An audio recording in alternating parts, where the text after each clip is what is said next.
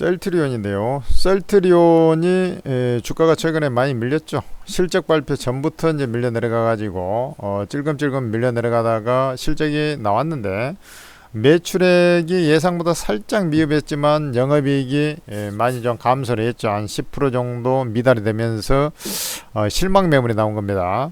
그 중에서도 이제 진펜트라 매출이 예상보다 초기 침투율이 좀 낮으면서 광고비를 많이 쓰기 시작한 것이죠. 그래서 이제 시원찮다 보니까 이제 주가가 밀려 내려간 그런 상황이 됐고, 뭐 오늘도 이제 보면은 스위스 제약 유통사 아이콘을 300억에 인수해 갖고 유럽 사업을 확장하겠다, 뭐 이런 것은 좀 내가 볼 때 좋은 얘기입니다. 그런데도 주가들이 좀 신통치 않죠. 왜냐하면 이런 거 가지고는 주가의 어떤 상승에 강력한 모멘텀이 되지 않기 때문에 그렇습니다. 거기다가 최근에 이제 요게 셀트리온 차트고요. 셀트리온 차트고 지금 이제 지수를 보면은 지수 자체가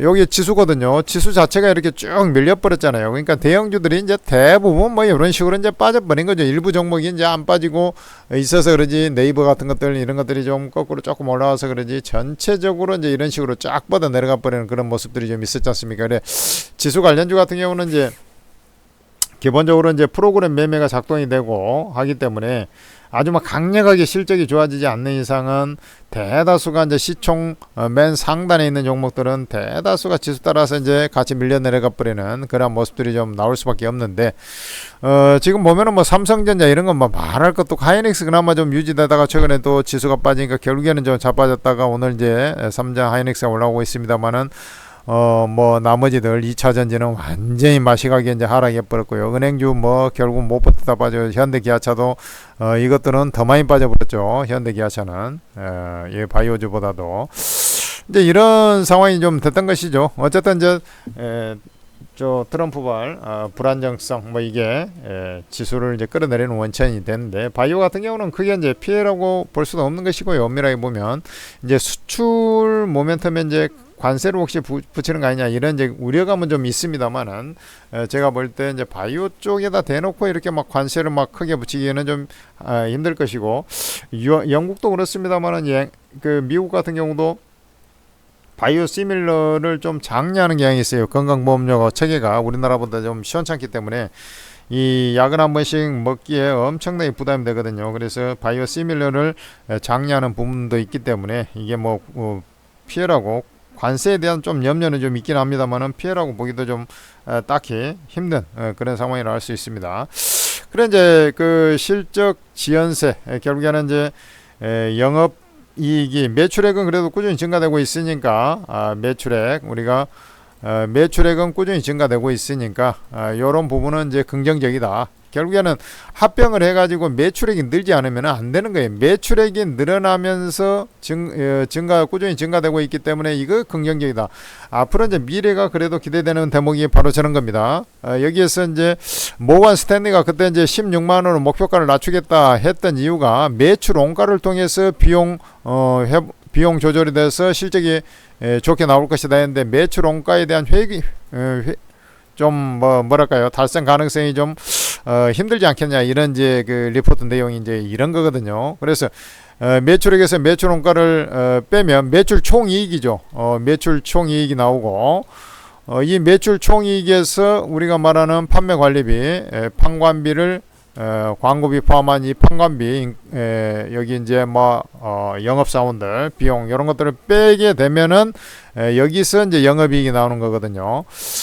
그래서 이제 이 결국에는 원가 부분, 매출 원가 부분에서의 그 규모의 경제 효과도 아직은 조금 미흡하고요. 특히 이제 진펜트라가 초기 침투율이 낮다 보니까 이제 400억 정도 광고비를 쓴다고 그 전에 이제 기사에 나왔지 않습니까? 그래서 이런 부분이 결국에는 영업이 감소로 이어졌는데, 이제 광고를 한 이후에 이제 4분기 가면은 지금 이제 그때가 10월 달에 10월 초쯤인가 이렇게 광고비 써서 이제 뭐 10월 중순인가요? 뭐 이때쯤에 이제 나온 얘기거든요. 그래서 이게 이제 4분기 후반, 우리 이제 11월, 12월 달로 가면서 광고 효과가 조금씩 이제 나올 것인지 여부는 이제 뚜껑을 열어봐야 되겠죠. 그러나 뭐 돈을 썼을 때는 그만큼 이제 효능이 좀 있어야죠.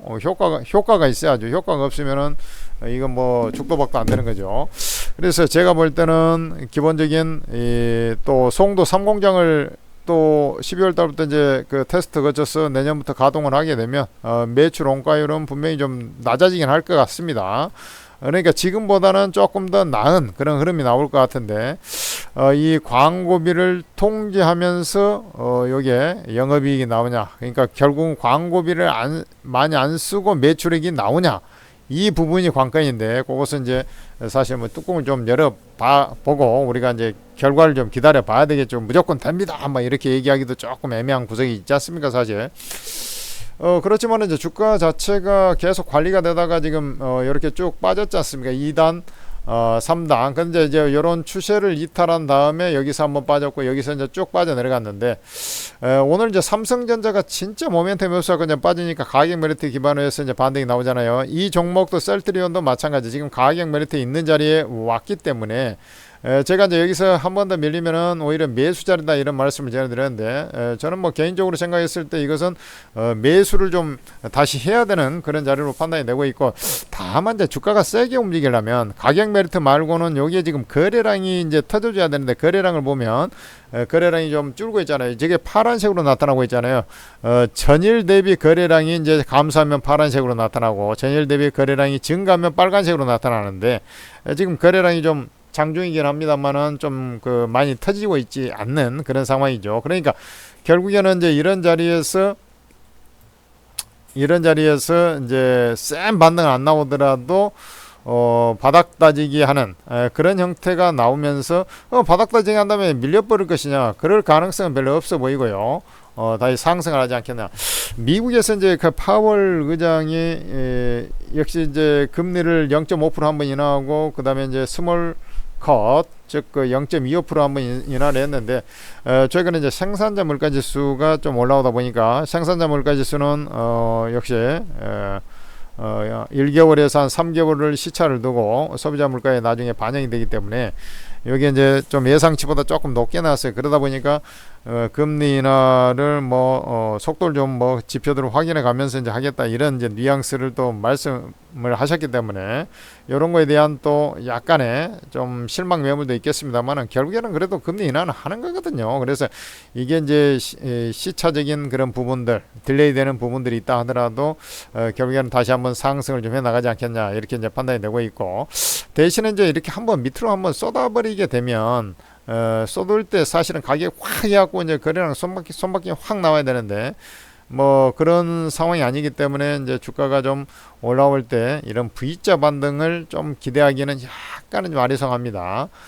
이런 반등보다는 이제 약간 U자형의 이렇게 쭉 빠졌지 않습니까? 어떤 U자형의 어떤 이런 반등이 좀 나오지 않겠냐 이런 이제 기본적인 시각을 가져볼 수 있겠고, 뭐 올라오게 되면 이제 항상 보면은 이제 하락하던 종목들이 이제 21선이 저항이 돼요. 그러니까 올라오다가 보면 이제 21선이 이렇게 강하게 이제 꼭으로 자빠져 있지 않습니까? 그래서 21선이 저항이 되는데 21선을 이제 돌파하고 거기서 이제 안정을 찾게 되면 이제 이런 식으로 이제 서서히 매물을 소화하면서 이제 돌려 나가는 과정이 진행되는 거거든요. 그런 걸 좀 체크하시면서 지켜보면 될 것 같고, 지금은 매도 자리가 아니라 오히려 매수 자리다 이런 말씀을 전해드릴 수가 있습니다. 좀 아쉬운 점이 있고 이 종목을 상당히 강하게 좀 갈 종목이라고 이제 말씀드렸는데 사실 이제 뭐 한 15% 17% 이렇게 이제 수익이 났다가 나중에 허무하게 좀 밀려가지고 좀 아쉬움이 있습니다만은 그래도 저는 여전히 갈 수 있을 것으로 이렇게 이제 판단을 하고 있거든요. 그러려면 이제 좀 수치를 좀, 왜냐하면 실적이 이제 확인이 안 되고 그러기 때문에 애들이 실적에 대한 불안 요소, 여기 특히 진펜트라에 대한 약간 실망 매물 이런 것들이 이제 곁에 가지고 이제 이렇게 빠져 내려갔기 때문에 이런 것들이 이제 조금 정상 궤도로 올라오는 그런 흐름이 좀 감지가 되면은 주가는 빠르게 복원이 될 텐데, 그것을 이제 100% 장담은 못 하겠지만 역시 유럽 시장에서도 이런 비슷한 형태가 좀 있었어요. 근데 유럽 시장에서도 결국에는 이제 성공을 했거든요. 뭐 유럽 시장하고 이제 미국 시장하고 같이 이제 단순하게 비교할 수는 없습니다만은 시간이 지나면서 다시 좀 성공을 하지 않겠냐, 뭐 이런 희망의 끈을 갖고서 지켜보도록 하겠습니다. 천재투자TV 구독, 좋아요 부탁드리면서요. 우리 오르고라는 채팅 앱이 있는데 오르고를 다운로드 받으셔가지고 우리 플레이스토어에서 한글로 오르고라고 검색을 해보면 오르고 ATM 스탁 전문가 채팅 앱이 있는데 바로 이것을 다운로드 받으시면 24명의 최고수 전문가들의 무료방을 전부 다 공짜로 입장이 가능합니다. 무료 리딩을 다 받을 수 있어요. 그래서 오르고를 다운로드 받으셔가지고 입장하신 다음에 투자에 많은 도움을 같이 받으시기 바랍니다. 주가의 변화 흐름이 좀 나타나면 사실 이게 이제 좀 잘 맞으면서 여러분들한테 탁 수익도 뭐 보여주고 이러면 이제 얼마나 좋겠습니다만은 그는 장이 이제 또 트럼프가 또 돼버리면서요. 더 실망이 좀 나와가지고 전체적으로 지수가 확 밑으로 쏟아져 버렸는데 특히 2차 전지가 이제 직접 피해를 받다 보니까 더 많이 빠지고 이런 이제 우여곡절이 있습니다만은 이게 이제 뭐 그 우려가 이제 한꺼번에 많이 반영이 되고 있기 때문에 지수도 그렇고 이 종목도 그렇고 점차 이제 좀 소나기가 지난 다음에 점점 이제 땅이 붙듯이 조금씩 이제 안정을 좀 찾아가지 않겠느냐 이렇게 기본적으로 판단하고 있습니다.